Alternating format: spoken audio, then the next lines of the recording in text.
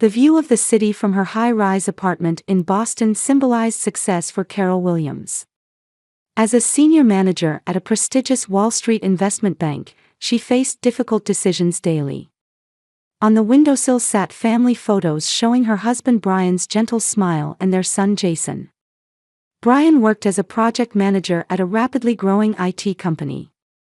His mild temperament balanced Carol's sometimes sharp disposition, and the two maintained a perfect equilibrium, complementing each other. Their 8-year-old son Jason was both their pride and concern.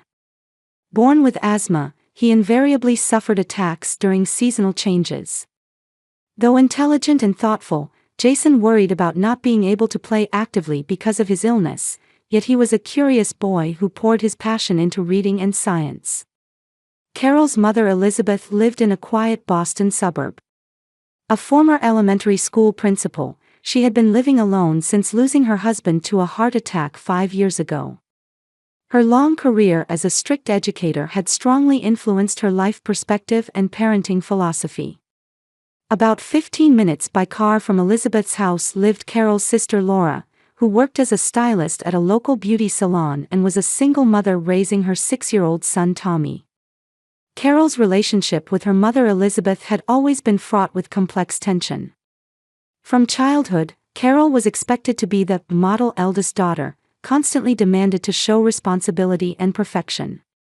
The more Carol shone as a model student, the higher her mother's expectations became, leaving her always feeling not good enough. In contrast, free-spirited Laura with her artistic sensibilities was treated as a special child by their mother. Seeing Laura forgiven for any mistake with the excuse that she's just unique, Carol felt the unfairness even as a child. This imbalance continued even now that they were adults with children of their own.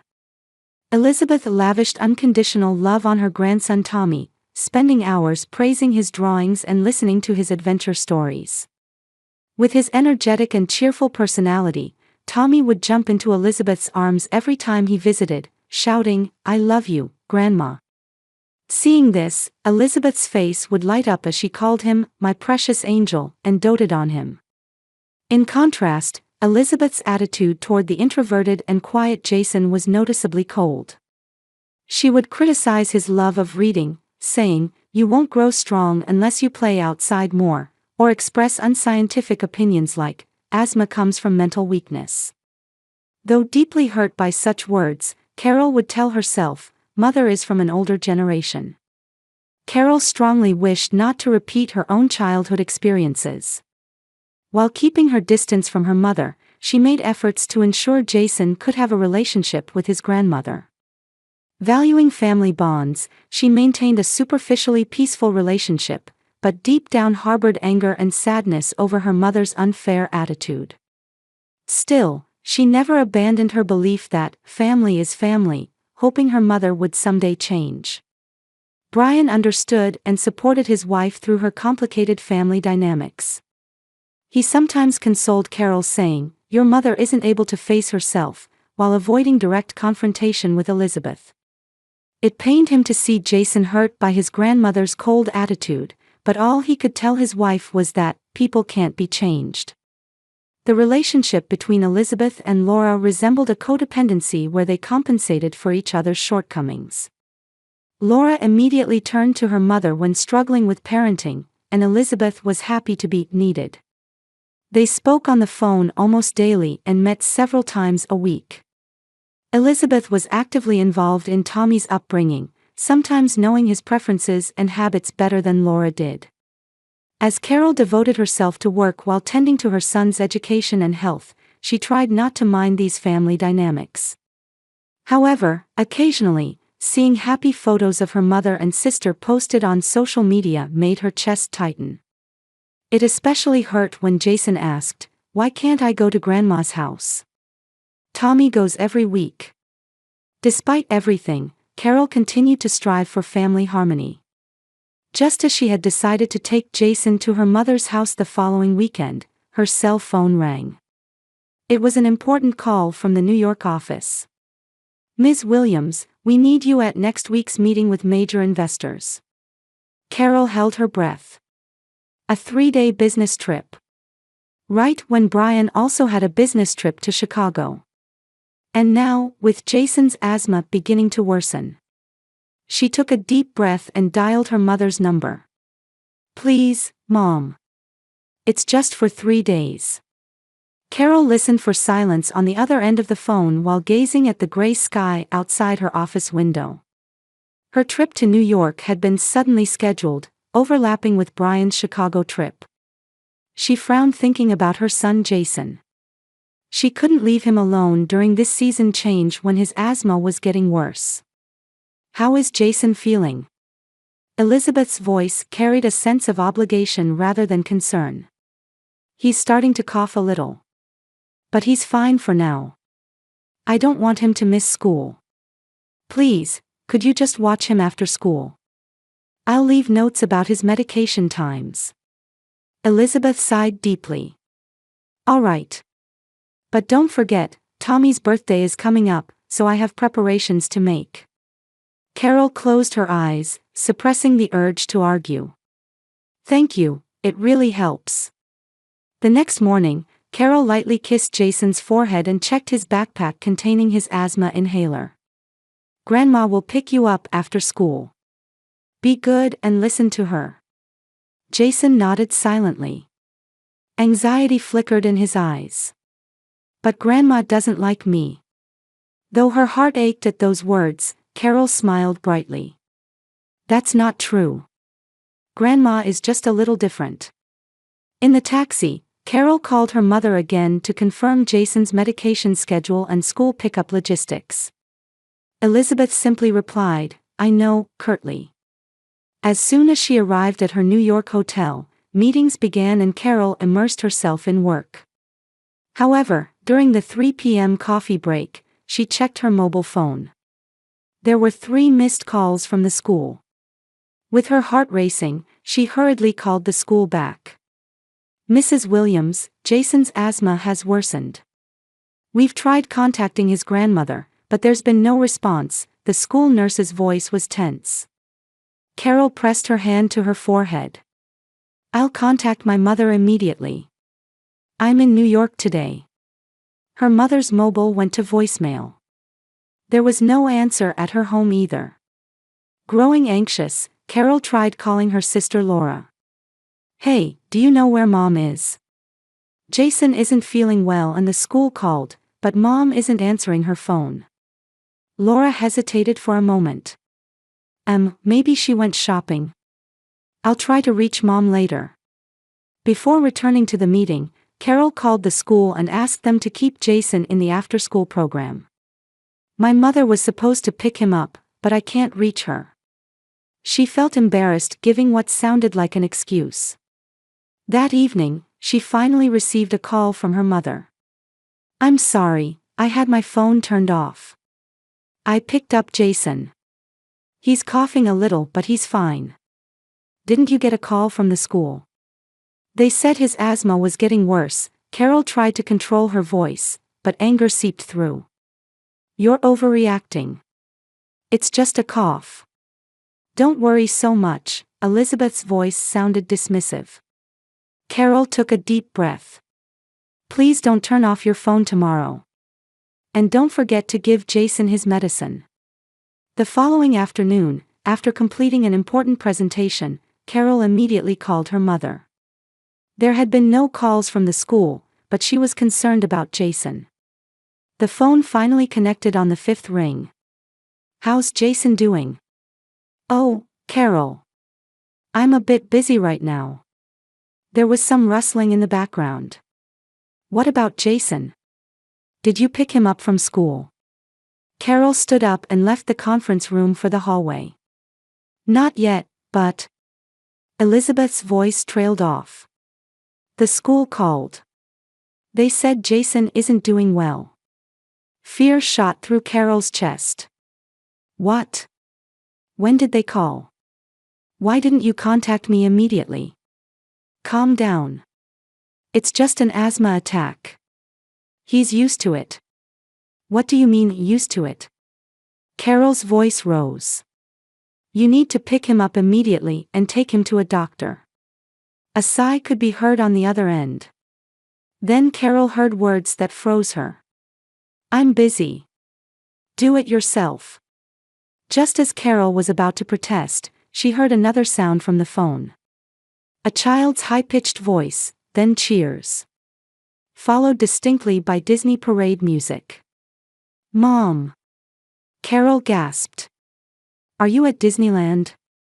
After a moment of silence, Elizabeth hurriedly said, "I'll call you back." And the call ended. Carol clutched her phone with trembling hands, staring blankly at the view outside the window. Her mind had gone completely blank. Eventually, she called her sister Laura. "Laura, where are you right now?" Her voice was unnaturally calm. "Huh?" After a moment of confusion, Laura answered cheerfully. "California. We're at Disneyland. A surprise for Tommy's birthday. Mom planned it. She wanted to make a special day for Tommy." Something snapped inside Carol. While Jason is suffering from an asthma attack. While the school is making emergency calls. "Oh, is that so?" Laura's voice carried more annoyance than concern. "But he'll be fine, right? He always has attacks." "Not always." Carol's voice trembled. "I can't believe you people." She hung up and returned to the conference room. "I'm sorry, there's a family emergency. I need to cancel the rest of today's schedule." With her colleagues' surprised expressions behind her, Carol returned to the hotel and hurriedly packed her bags. Though her mind was in chaos, one thing was clear: she needed to get back to Jason. And she needed to fundamentally reconsider her relationship with her mother. While heading to LaGuardia Airport in a taxi, she called the school. "I'm coming back right away. Please don't leave my son alone." Sitting in her airplane seat, Carol gazed at the clouds outside the window. Her heart was filled with anger, sadness, and determination. Arriving at Boston's Logan International Airport, Carol checked the time while waiting in line for a taxi. 4:30 p.m. School had ended long ago. She had contacted the school again, asking them to keep Jason until she arrived. In the taxi she rushed into, Carol noticed her hands were shaking. Anger, worry, and fatigue combined to strain her nerves. Outside the window, Boston's cityscape passed by under gray, overhanging clouds. "We'll be there in 10 minutes, the taxi driver said, and Carol nodded silently. When she arrived at the school, the building was already quiet. Carol hurried to the administration building. At the reception, the school nurse, Ms. Brown, was waiting with Jason. "Welcome back, Mrs. Williams." Ms. Brown's face showed relief. Jason sat in a chair, shoulders slumped and looking vacant. His complexion was ashen, and occasional small coughs shook his body. His chest rose and fell laboriously. "Jason." Carol rushed over to embrace her son. "Mom." Jason's voice was weak, his breathing rough. Ms. Brown said worriedly, "His symptoms have been worsening since morning, and by early afternoon his breathing was clearly labored. We contacted your mother but..." Carol placed her hand on her son's forehead to check for fever. "I'll take him to the hospital right away. We used the emergency inhaler, but it didn't seem very effective," Ms. Brown continued with concern. "You might want to contact his doctor." Carol took Jason's belongings and said, "Thank you. You've been a tremendous help." While heading to Boston Children's Hospital in a taxi, Carol cradled Jason in her arms, rubbing his back while calling his doctor. "We're coming right away. Please wait for us." At the hospital, Dr. Smith was already waiting. He took Jason to the examination room and quickly began his assessment. "It's quite severe," Dr. Smith frowned. "Hospitalization is necessary. The asthma attack has become serious." Fear shot through Carol's chest. "How dangerous is it?" "If we treat it quickly, he'll be fine. However, if you had been delayed much longer..." The doctor's words trailed off. Once Jason was settled in a hospital room, Carol sat by his bedside, holding his small hand. With an IV connected to his vein and wearing an oxygen mask, Jason lay with his eyes closed, looking exhausted. "It's okay, Mommy's here," Carol whispered gently. Jason slowly opened his eyes. "Grandma didn't come," his voice came through the oxygen mask. "School called her many times." Carol was lost for words. "Grandma had a sudden emergency. Is she playing with Tommy again?" Jason's eyes held sadness. "It's always like that." Those words tore at Carol's heart. She didn't know what to say. Instead, she simply stroked her son's head gently. "Get some rest. Daddy will be back tomorrow." As night fell, Jason fell asleep from the effect of the medications. Carol gazed at the night view from the hospital room window while checking her phone. There were 5 missed calls and 3 messages from her mother. She ignored them and instead sent an email to her husband Brian detailing what had happened. The next morning, Carol woke up at Jason's bedside. His breathing was easier than the day before, but he still couldn't remove the oxygen mask. "Good morning, brave boy," Carol smiled at him. Checking her phone, she saw new unread messages. Not from her mother, but from Laura. "What's going on? Mom's crying. She says you're not answering her calls." Carol sighed. She opened her browser to check her mother's social media. There were several photos from Disneyland posted yesterday. Elizabeth, Laura, and Tommy smiling with Mickey Mouse. Carol's anger rose again. She slipped her smartphone into her pocket and asked a nurse to buy her coffee. While talking with the nurse in the hallway, her phone rang. It was Laura again. Carol answered. "What did you do?" "Mom is completely panicking." Laura's voice was accusatory. Carol controlled her voice to say, "Jason has been hospitalized. His asthma got worse." "Hospitalized?" Laura's tone changed. "Aren't you overreacting? Doesn't he always have attacks?" Carol couldn't contain her anger. "Overreacting? The doctor said it was life-threatening. If Mom had kept her promise, this wouldn't have happened. Mom just wanted to make Tommy's birthday special." "You always turn everything into a tragedy," Laura's voice was cold. Carol hung up and took a deep breath. She returned to Jason's room and stood by the window, looking outside. In the afternoon, the door to the room opened. When Carol turned around, there stood her mother, sister, and Tommy. Elizabeth's expression was rigid, her eyes red and swollen. "Carol." She seemed to be searching for words. Carol looked at her mother with cold eyes. "Why are you here now?" "I'm worried too," Elizabeth became defensive. "I came back right away." Carol was about to speak when Jason woke up. He weakly opened his eyes and looked around the room. "Grandma," his voice was small. Elizabeth put on a formal smile and approached the bed. "Jason, are you okay? Grandma's here." Carol noticed what appeared to be a gift bag in her mother's hand. Tommy ran to the bedside and cheerfully greeted Jason. He took out a small package from his backpack. "I brought this from Disney." He handed Jason a Mickey Mouse plush toy. "It's a souvenir." Jason smiled faintly. "Thank you, Tommy." As Carol and Elizabeth faced each other in a tense atmosphere, Tommy continued talking innocently. "It was so much fun. We saw all the parades and shows," he said excitedly. "I told Grandma we should have taken Jason too. But Grandma said no." Suddenly, the hospital room fell silent. "What did you say?" Carol's voice was ice cold. Tommy, unaware of the adult's change, continued innocently. "I said Jason should come with us, but Grandma said Jason is busy." The color drained from Elizabeth's face. "Tommy, that's not." It's true. Tommy tilted his head. Grandma said that child is always sick, so he can't enjoy himself. Laura hurriedly grabbed her son's shoulders. Tommy, be quiet now. Carol gripped the railing of Jason's bed with trembling hands. She looked at her son's face.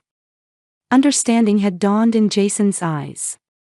He said nothing, but his expression showed a resignation beyond his years. That's enough, Carol's voice was quiet but determined.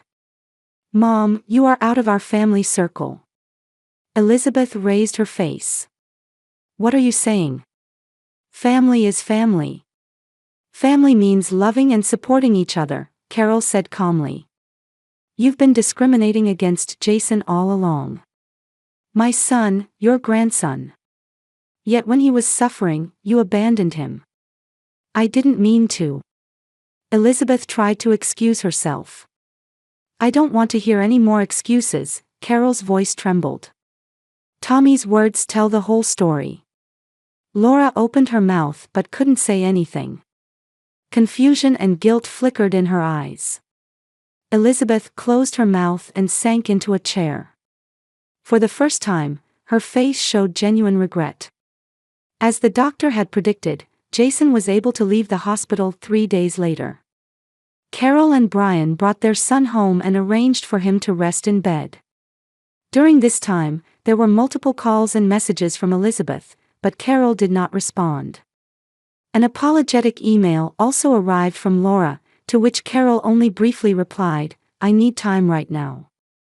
2 weeks passed, and Jason had returned to school. His health had stabilized, and he was returning to his normal life. Carol's anger was gradually cooling, but how to repair her relationship with her mother still weighed heavily on her heart. You can't avoid her forever, Brian quietly said one night. You need to resolve this, whatever form that takes. Carol sighed. I know. But how? The next day, Carol summoned the courage to call her mother. I want to have a family meeting on Sunday. I'd like you and Laura to come. After a moment of silence, Elizabeth answered in a small voice, all right. Sunday afternoon, a heavy atmosphere hung in Carol's living room. Elizabeth sat on the sofa with a tense expression, while Laura stood by the window. Carol distributed coffee and began the conversation. I don't want to get emotional today. I just think we have issues to address as a family. Elizabeth lowered her gaze. I want to apologize.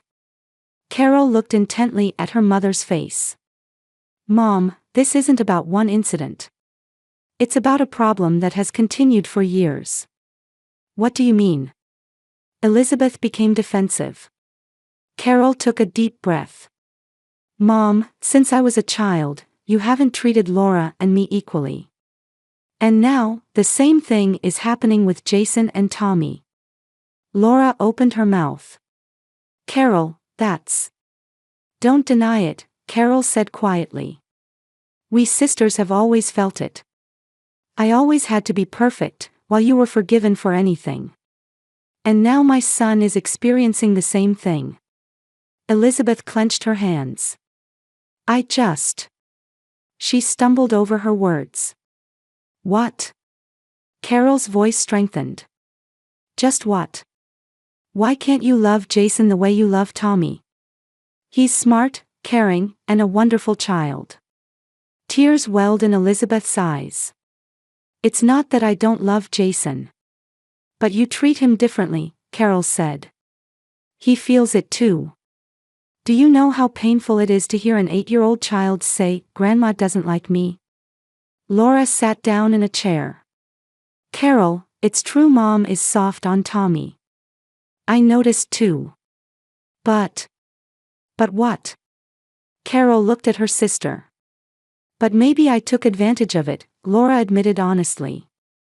It was convenient for me that Mom would take care of Tommy. Raising a child alone is hard. Suddenly, the door to the room opened, and Tommy burst in. Mom, I'm hungry. The adults fell silent in surprise. Tommy looked around the living room and seemed to notice the tense atmosphere. Is everyone angry? He tilted his head. Elizabeth forced a smile. No, Tommy. We're just having an adult conversation. Tommy walked toward Elizabeth and placed his hand on her knee. Grandma, why can't Jason play with us more? I want to be friends with my cousin. The air in the room froze. What? Elizabeth stammered. Jason and I are about the same age, but we hardly ever play together, Tommy continued innocently. Why? Doesn't he come to Grandma's house? Carol and Laura were speechless, staring at each other. The color had drained from Elizabeth's face. Tommy. Elizabeth tried to say something but couldn't find the words. Jason has asthma, so he can't always play, right? Tommy said as if remembering. But we could play games at home, couldn't we? I want to play with Jason. Tears fell from Elizabeth's eyes. She gently stroked Tommy's head and said in a trembling voice. Yes, we can. From now on, let's play with Jason a lot too. Carol held her breath. In her mother's expression, she saw a vulnerability she had never seen before. Mom. Carol quietly called out. Elizabeth looked up at Carol. I've failed as Elizabeth, her voice was earnest. You're right. I haven't been fair. She took a deep breath and continued, since your father passed away, I've been trying to fill something. He always gave Laura special treatment, and I tried to continue that. And Tommy resembles Dad, Laura said quietly. Elizabeth nodded. When I see him, I'm reminded of your father. That smile, that energy. Carol silently listened to her mother's confession.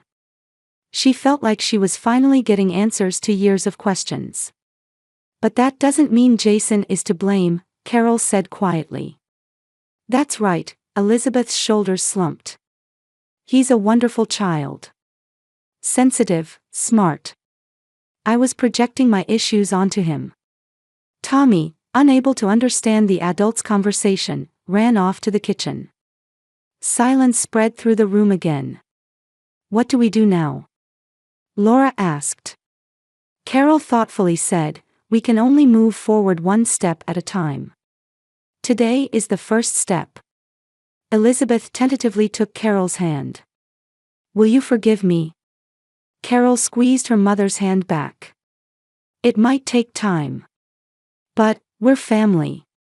On a Saturday afternoon with summer sunlight pouring into Carol's backyard, a family barbecue was being held. 3 months had passed since that family meeting.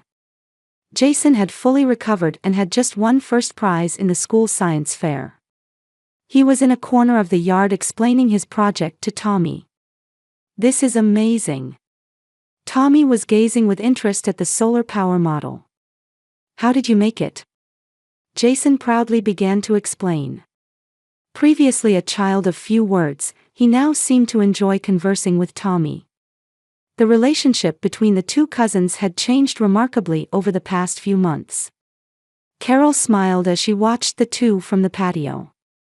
Brian was grilling meat at the grill, and Laura was preparing salad. And Elizabeth entered the garden with a nervous expression, carrying a box of presents. Sorry I'm late, she said sheepishly. Carol smiled at her mother. It's okay, Mom. We just started. Elizabeth looked relieved. In her hands was a large frame with paper inside. Jason, Grandma's here, Carol called out. Jason turned around and approached Elizabeth, looking a bit hesitant. Hello, Grandma. Elizabeth, appearing nervous, knelt down to match his eye level. Congratulations on the science fair. You're so smart. Jason smiled shyly. Tommy also ran over, shouting, Grandma, and hugging her. Elizabeth gazed at her two grandsons and steadied her breath. I have a present for you both. She handed them the framed item. It was a handmade family tree.